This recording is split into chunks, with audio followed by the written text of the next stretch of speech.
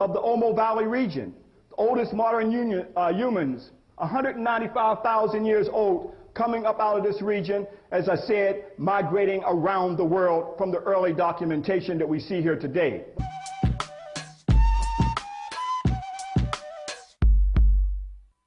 This is the Japan Times, May 12, 2001. DNA evidence backs up out of African human origin theory. Genetic research unveiled Thursday provides compelling support for the theory that autonomously modern humans rose up out of Africa in the past 1,000 years and swept aside populations of prehistoric man with no interbreeding. A team of Chinese and American geneticists obtained blood samples from more than 12,000 men from across East Asia and examined characteristic DNA sequences called markers on the Y chromosome. So going back to the history, what is the connection between India and Africa? So I'm trying to bridge the gap. There is a distinct and clear connection between the ancient India and the ancient Africa. And that is where I want to go back to the Indus Valley civilization. I think most of you would have heard that or maybe would have studied in school, which is as ancient as the Egypt Nile Valley civilization. The original inhabitants or the original creators of the Indus Valley civilization, which is also called Mohenjo-daro and Harappa, or Harappan civilization, was created by the black man. People came from Africa. About 7,000 BC, which is 9,000 years back, maybe even earlier than that. They brought agriculture, they domesticated most of the animals, they were highly civilized. They had two-story buildings, sanitation systems, sewage system. They had a built-in screening system in the sewage, so the solids would not block the liquid passage. They had chutes, so they can drop the garbage from the upper level to lower levels. They had individual wells. They had courtyards. Highly civilized conditions they were living. They're very peaceful agricultural people. Very well flourishing civilization. This is the original black people. They were an African group who had left Egypt, Sudan and Ethiopia, the Nile Valley. They went there with Thutmose III, and before Thutmose III, with other conquering people. They remain in India today, remnants of their families. They are called Dravidians, Tamils, and other such names, including untouchables. India used to be called, long time ago, Eastern Ethiopia. As I said, the worship there was the worship of goddess Het-Heru, or otherwise Hathor, who was symbolized as an African woman with the ears of a cow, or shown as a cow. For those of you who have been to Egypt, at Abu Simbel, you saw her shown in the temple of Nefertari. You saw her at the funerary temple of Makari Hatshepsut, at the Valley of the King. You saw her in Dendera, in a temple built to honor Hathor. You saw her the most expressed.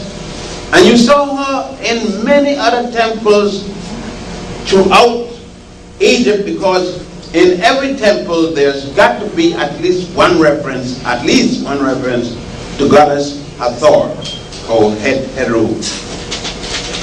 That African woman, or goddess, was worshipped by every people who had contact with the Africans of ancient times before the Common Era. And the best known of the goddess was the goddess Hathor. And that her influence was so great that it spread to Asia, and the concept of the sacred cow in India came from an aspect of the religion of Hathor. And when you see her drawn in history, you will see a female with a cow's body. It was the sacredness of this image that gave them the concept of the sacredness of the cow. And that this is part of the Hindu religion. This is part of where the sacred cow concept came. The worship of the golden calf that is in India. It comes from the worship of Heru that was taken into India by Asar and the Nile Valley Africans, the Ethiopians, that moved into that realm and started the Indian Kushite, Hindu Kushite civilization. This BBC documentary tells us about the great dwarf deities of Egypt, Bes and Ptah. Here is two deities, the two earliest deities of Egypt, Ptah and Bes. Now, you can even see Bes, which is a Twa, the lion was sacred to Bes. Now, if that's in India, that's, I think, what's that deity's name? I think it might be Kali. Okay. Now, you see the lion right there now. See, that's the symbolisms of Bes. You got to understand that's Bes. How did it get in India? How did it get into India? So how can he say Asia brought anything into Africa when we can clearly show we took it there? Now this is an image of Osiris, Asar, that is in the Louvre Museum. Look at this face. It is truly African. Now this right here is Diodorus Siculus. He's a Greek. Lived around the 1st century AD. And he has some choice words about Africa that we need to take into consideration.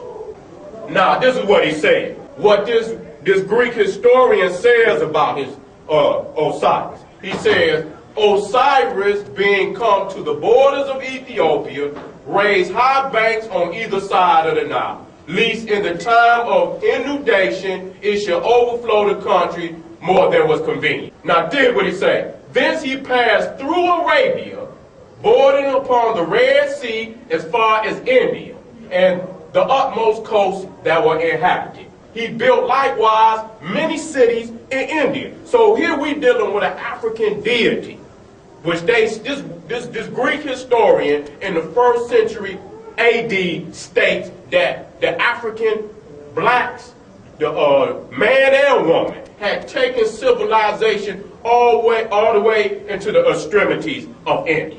Okay, one of which he called Nasser, willing to have a remembrance of that in Egypt where he was brought up. At this Nasser in India, he planted ivy, which grows and remains here only for all other places in India or the parts adjacent. He left likewise many other marks of his being in those parts, by which the latter inhabitants are induced to believe and do affirm that this god was born in India. Now in India, Osiris is Krishna. He's Krishna. He's also Buddha. Okay? Many people don't understand that these people never really lived. They are all mythological stories. Okay? And they all came into Egypt to study. And when they left and went back home, they wrapped their own personal culture around these stories. That's right.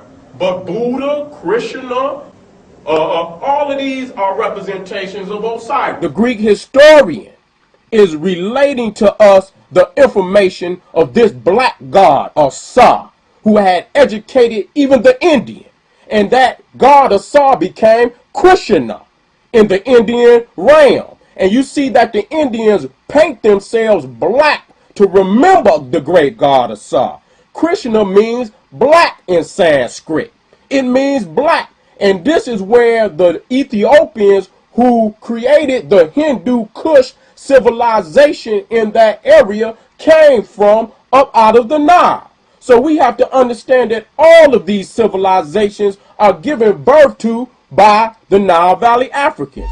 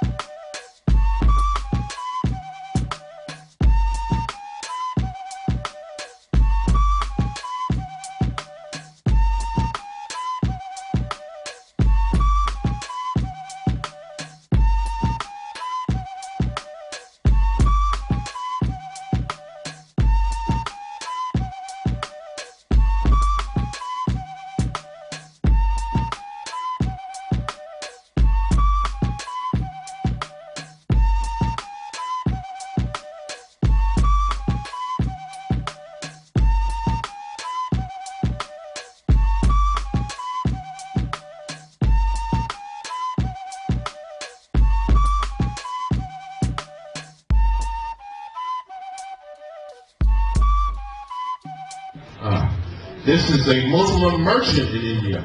C'est un marchand musulman en Inde. This image is only 400 years old. Cette image n'a que 400 ans d'âge. And this shows the different groups of black people who went into Asia, who went into India in ancient times. This brother is called a CD. Donc ce frère est appelé Sidi.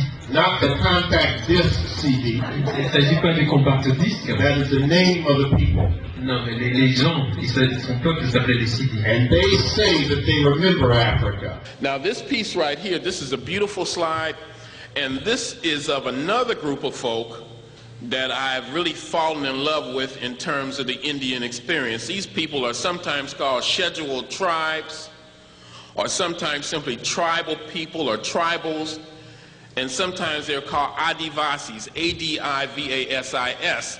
And these are the indigenous people of India. Most of the time I talk about the black untouchables, sometimes called outcasts or Dalits.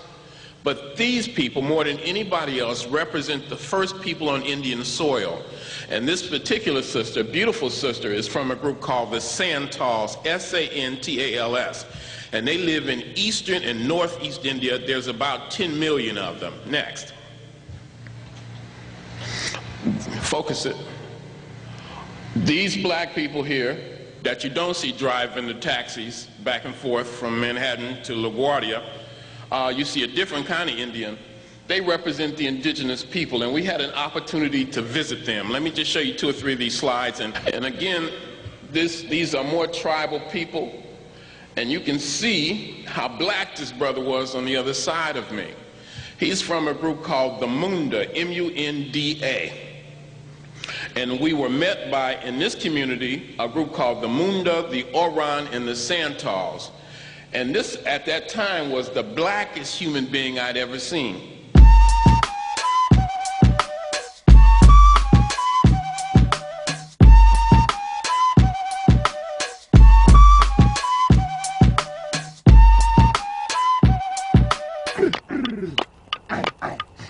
The Aborigines are famous for their tradition of oral history.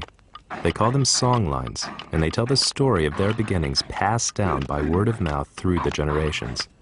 Perhaps there's something in their songlines that hints at a journey. The Aborigine songlines say that mankind originated here in Australia, no stories about journeys. But the blood of Aborigines tells me that they've inherited a very ancient marker from Africa. It's around 50,000 years old, while Africans have no trace of Aboriginal markers in their blood. The human traffic was strictly one way, from Africa to Australia. The big question is, what route did they take? 50,000 years ago, the Ice Age had locked up the world's water. Sea levels were lower, making Indonesia one landmass. Australia was joined to New Guinea. Since then, rising sea levels have covered up any trace of their presence along this route. If these first African migrants traveled this road, then their genes and the elusive Australian marker might survive somewhere. I'm going to India to see if I can find any genetic trace of the Africans en route to Australia. If I can, it'll be the first direct evidence that native Australians came this way. I'm looking for the genetic marker found today in Australian Aborigines that shows their ancestors traveled through India on their journey to their new home. Let's get into that. Given what you know about the people living in southern India, which population should we sample? Yes, there are many. As we worked out which villages to test, the full reality of our experiment hit me. We were looking for a needle in a haystack the size of India, but Professor Pitchapan was upbeat. The following day, I set out to sample an isolated village west of Madurai. This is exactly the sort of thing Luca started doing all those years ago. These villagers are a prime sampling group. They've lived in this region for generations with few outsiders marrying in. The more indigenous and isolated these people are, the easier it should be to find the ancient marker. Somewhere here, 50,000 years after his journey, I hope to find the marker of the ancestral grandfather of the Aborigines.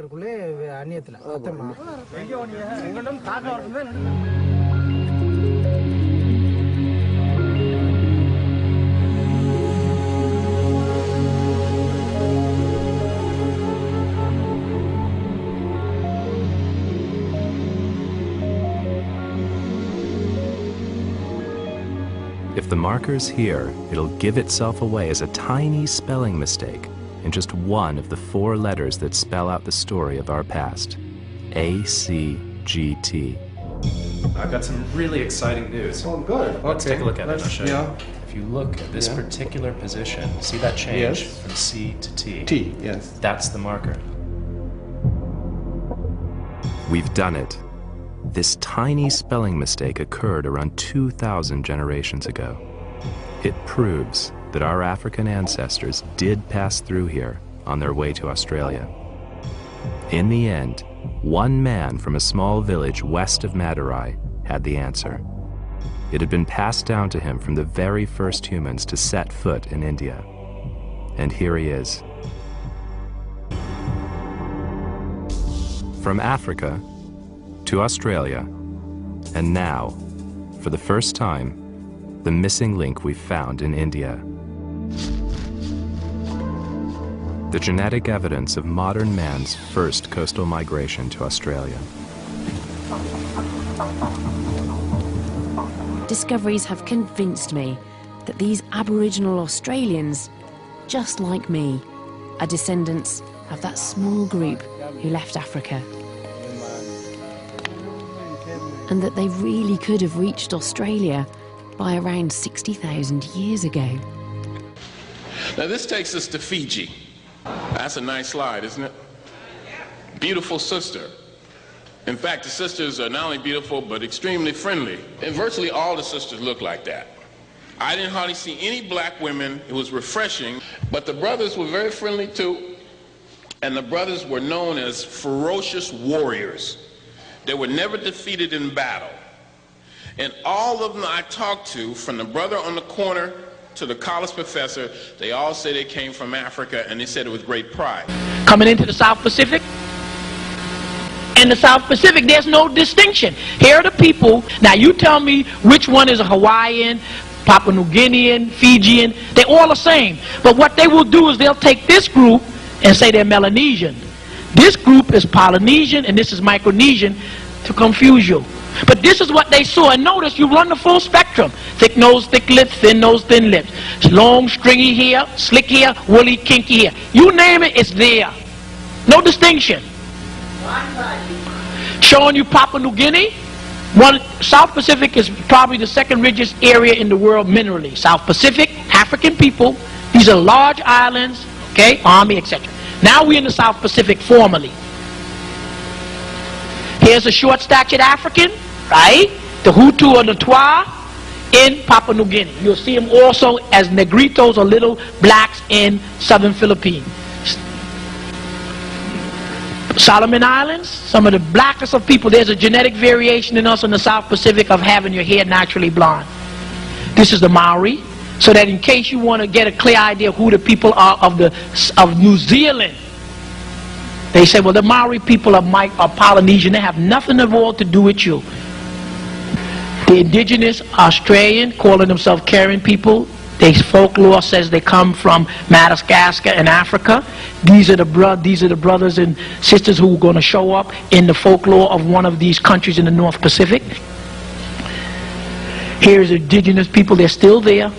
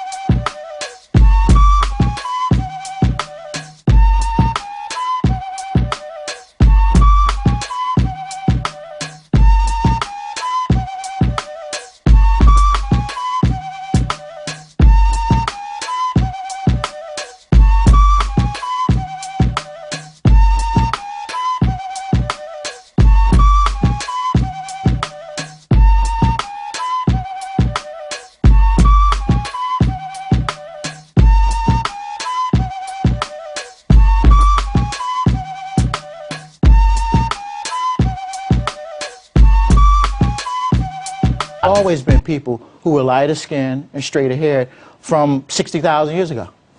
Always. They're not new. That's my whole point. In fact, I could make the argument that those kinds of characteristics actually originated in Africa. Yeah. That they didn't come from someplace else. Yeah. They're part of modern humanity, or they're part of humanity. And there's no reason to believe that they could not have originated in Africa. See right here, these are Dravidians. These are Dravidians. They're black. But the one thing about them that's significant is they got straight hair. Okay? They got straight hair. The straight hair Indian was the first mutation from the original gene, was the woolly hair. Talk to me. This is the original. And the first mutation was the straight hair. Okay? Watch me now. How do we know that? When you look at the deities, which is Buddha, he got woolly hair. He don't have straight hair. Okay? That lets you know who the original man in Asia was. Alright? You look at the deity will tell you that they were the ruling class. You see that, brother? You gotta see that black corner hair? That's the same hair right there. I ain't through. Two steps. The original Indians were woolly haired Africans. Believe it or not.